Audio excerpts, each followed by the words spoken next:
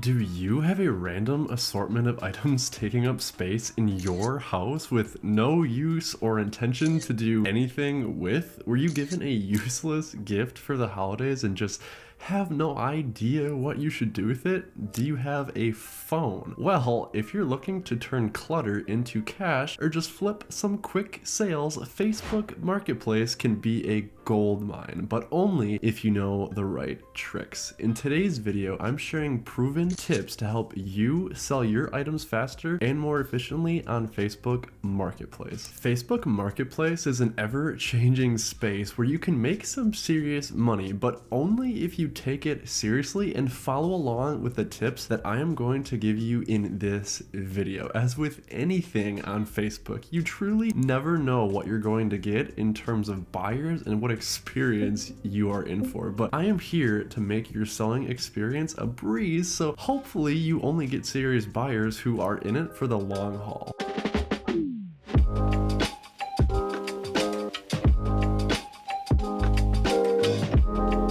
One of the most interesting dynamics that you will run into when trying to sell your items is that you are trying to sell items for the highest price possible so you make the most profit, but buyers will reach out to you hoping to get the lowest price possible so they can get a deal. Somewhere on this spectrum, you have to come to an agreement, which is where this first tip comes in, and I think it's the most important one. Price your item too high and that item will sit on Marketplace forever, while underpricing might leave money on the table. So how exactly does one figure this out? Well, the best place to start is to compare your item to other items on Facebook Marketplace. It does not have to be the exact same item, but one that is fairly similar, say an iPhone compared to an iPhone Plus of the same generation, for example. Start by researching similar listings and putting in the time to price it appropriately. Search for your item and check what others are charging, especially in your area. Be realistic about your item's condition. If it's brand new, sure, aim for a higher price, but if there are scratches or wear and tear, you'll have to adjust accordingly. Price is the most important aspect of a listing, and it's also something that you might have to budge on. You cannot set a price forever and then refuse to change it.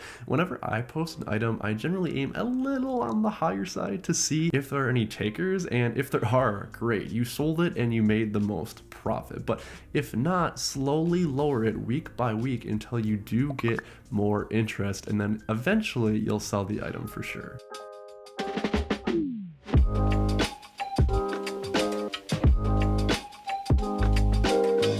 Convenience is king, and people will pay for the price of convenience of having something delivered directly to them. Many buyers who you might come into contact with are busy or maybe don't even have access to transportation. Offering delivery or flexible meetup options can make your listing far more attractive to the majority of buyers. Here is what you should do, in my opinion, to make your listing truly stand out in the crowd. You should offer multiple types of delivery or pickup options. For local buyers near you, you can offer local delivery if the item isn't too large and you could actually haul it. So this would be to offer to drop it off within a reasonable distance for either a small fee, or maybe you could even include that fee in the price of the item when you sell it. But if the buyer is not comfortable with that, you should also offer safe meetup options. So arrange to meet in public, well-lit places like grocery store parking lots or police station exchange zones, or even my personal favorite, which is local gas stations not that far from where I live. Before you meet up somebody in the agreed upon location, make sure you know what car you're looking for, and even mention a suggested area that you're going to be in the parking lot. So say for example, I'm driving a blue Chevy pickup truck and I plan to meet in the north quarter of the parking lot. This will ensure a smooth drop off and pickup of the item, and usually when you know this information ahead of time, it only takes a matter of minutes. Another pro tip for situations like this is that you can mention lots of different options directly in your listing description, like free local delivery or willing to meet halfway. That will catch buyers' attention. Plus, providing more options makes the buying process seamless, and a happy buyer is often a quick buyer.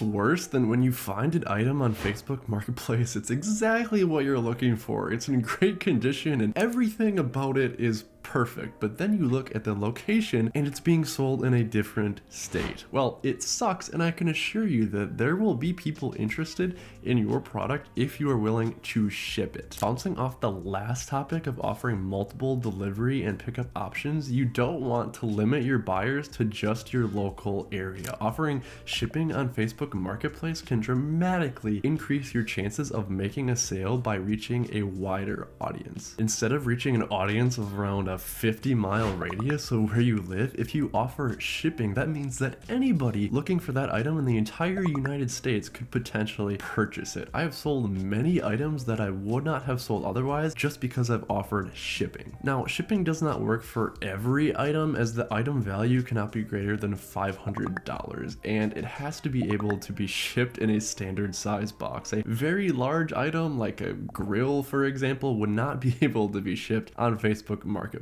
You'll have to shoot for local delivery or pickup on an item like that. Shipping also does not come without a cost. The cost of that being Facebook takes 10% of the final sale price before they deposit the money into your account. The seller will also have to determine who pays for the shipping. The seller can offer it for free, which means that they pay for it, or they can pass that charge onto the buyer. There are always ways to optimize the price of these things when offering shipping. Let me explain. Because the price of selling items with shipping has to be inflated, there are ways that a seller can structure the price of their item so that they get the same amount of money in return. For example, say a seller wants to receive $100 for an item that they're selling. Well, as I just mentioned, Facebook takes 10% of the sale, and generally the cost of shipping an item is around $10 to $15 as well. So because of that, if the seller listed this $100 item at $125 and offered free shipping on their listing, they would receive about $100 for that item they listed. On your listing, which you offer shipping, you could offer a discount for somebody who is local, so they would still pay the $100 in cash and minimize the inflated prices that shipping offers. I know this is not ideal, and it would be nice if the prices could remain consistent across the board, but if you have a price in mind for the item that you're trying to sell, this is how I would recommend structuring your listings if you're going to offer shipping as an option. You also have to look at it like you would not have sold that item to that person on Facebook if they did not offer this shipping service. So for that reason, I do believe Facebook is entitled to a little bit of that money, even if seeing deductions from your payout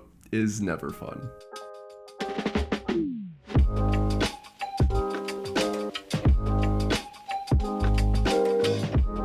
Message somebody and they took too long to respond, so either you move on or you just completely forget? If you're shopping online for the best items, often you want to make the decision right now, not hours or days from now. Time is money. The faster you respond to potential buyers, the better your chances of closing that sale. When somebody messages you about your item, they might be messaging multiple sellers at once. Being the first to reply puts you at the front of the line and ensures you have good chances of closing that sale with the buyer. There are a few simple things that one can do to ensure you never miss out on a lead because you missed a message from a potential buyer. You'll want to make sure you have notifications from Facebook Messenger enabled on your phone so you see it right away. If you have a smartwatch, this makes it even easier to make sure you see every notification because you can get a vibration on your wrist. Even if you have a laptop, you can also enable notifications from Facebook on that device so you see it there as well. There are lots of ways to stay up to date. You just have to make sure you take the right steps and act a little bit proactive here. Once you finally do respond, you also want to be polite and direct to the buyer. You can respond with key details. If they ask, "Is this available?" I wouldn't just say, "Yes." Here is your chance to reiterate key details about your item or offer them the option to ask any follow-up questions. Also, make sure you follow up with buyers as well. I have people message me all the time saying they'll get back to me, and sometimes they just need the gentle nudge or follow-up to finally get a response. If somebody expresses interest but they don't respond back right away, just give them a gentle follow-up message like, "Hey, just checking if you're still interested in this item." That really can make all the difference.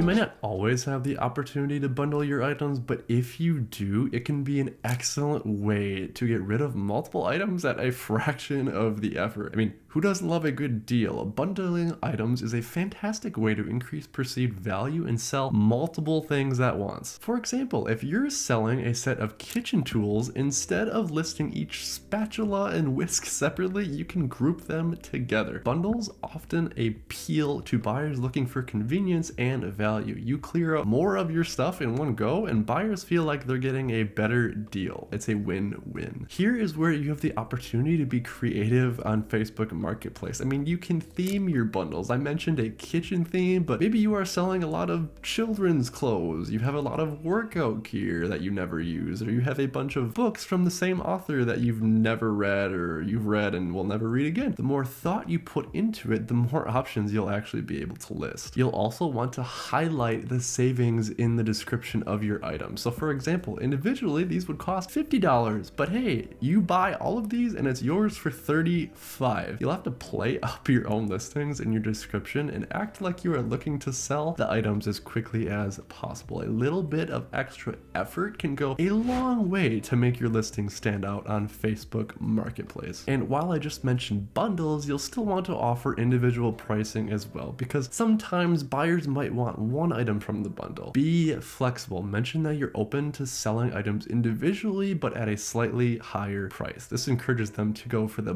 big bundle and just purchase everything from you all at once, so that way you could just move on with your life and get the cash in your pocket.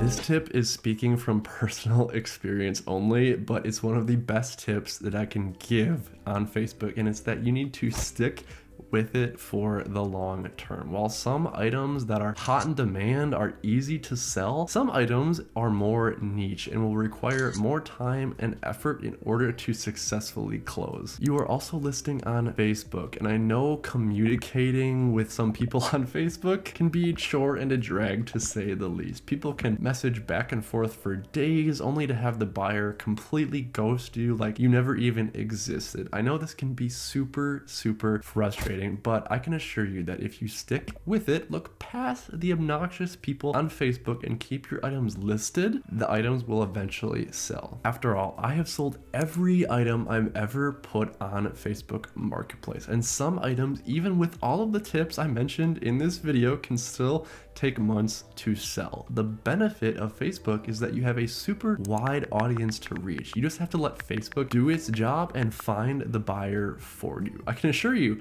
they are out there. There is no chance of your item selling if a listing does not exist. These 6 tips can seriously boost your sales on Facebook Marketplace. Competitive pricing, flexible delivery, shipping, quick responses, smart bundling, and finally sticking with it can make a huge difference. So which one are you going to try first? Drop a comment down below if you enjoyed this video. Don't forget to like, subscribe, and hit that notification bell for more personal finance and money saving tips. Thanks for watching. This has been Riley with the Riley Reform channel. I hope to see you in the next video, and hope your day is as pleasant as you are.